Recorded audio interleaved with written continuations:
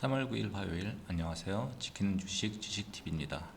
정확한 판단이 힘들고 조정이 없는 하락이 지속되는 시점에서 잠시 쉬어가는 것도 현명한 투자일 것입니다. 이런 이유로 영상이 조금 늦게 올라가게 되었네요.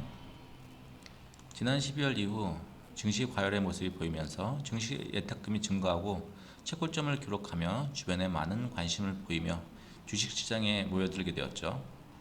하지만 2월 이후 조정 없는 하락 추세가 형성되었습니다. 12월 이후에 진입한 개인 투자자들은 대부분 많은 손실을 기록하고 있을 듯합니다. 이런 하락장에서 이루어지는 올바른 대처는 분명한 투자 수익을 가져다 줄 것입니다. 하락장에서의 기본 원칙은 5일선을 이탈하는 종목은 매수에 신중해야 된다는 것입니다. 이런 상황에서의 물타기는 커다란 손실과 강제적인 장기 투자를 하게 만들 가능성이 매우 높습니다.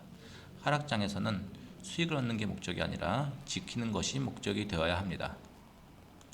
하지만 반대로 지키고만 있다면 정작 언제 사야 할지 모른 채 바라만 볼 수밖에 없을 것입니다. 어제 기준 탐욕과 공포지수는 50일, 즉 중간 정도였죠. 다시 말해 내 포트폴리오에 선택된 종목이 없다면 지금부터는 조금씩 관심 종목을 담아가는 것도 좋을 듯합니다. 현재는 정치 테마주, 조선, 해운 등 상대적으로 시장에서 덜 오른 종목들에 대한 관심을 받고 있습니다. 따라서 반도체, 2차전지, 전기차, 제약 등은 조정 없는 하락이 진행 중이죠. 하지만 지수가 꾸준한 상승을 하기 위해서는 성장 모멘텀 있는 종목이 관심을 받을 수밖에 없습니다. 중장기적으로는 일정 부분 포트에 편입하고 관심은 가져볼 만하다고 생각이 됩니다. 그러면 종목 점검을 해보도록 하겠습니다. 신풍제약 긴 하락 후 5일선을 지지하며 상승 추세를 보이고 있네요. 관심을 가져볼 만합니다.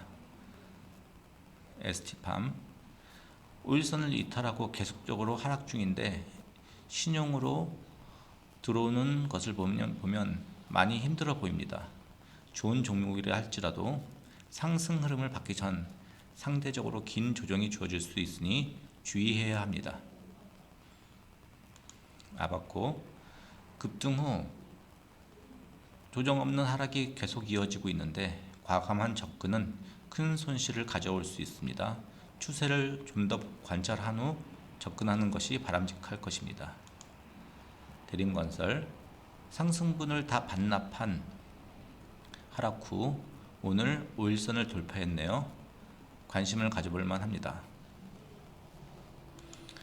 GS건설 대림건설과 마찬가지지만 상대적으로 적은 하락 후 매물대를 뚫고 오르려는 모습을 보여주고 있습니다. 관심 가져볼 수 있습니다. 캠트로닉스 5일선을 이탈한 하락 추세가 이어지고 있고 과감한 접근은 주의할 구간이라고 생각이 됩니다. 만도 마찬가지죠. 하락 추세가 이어지고 있어 관찰 후 접근이 바람직해 보입니다.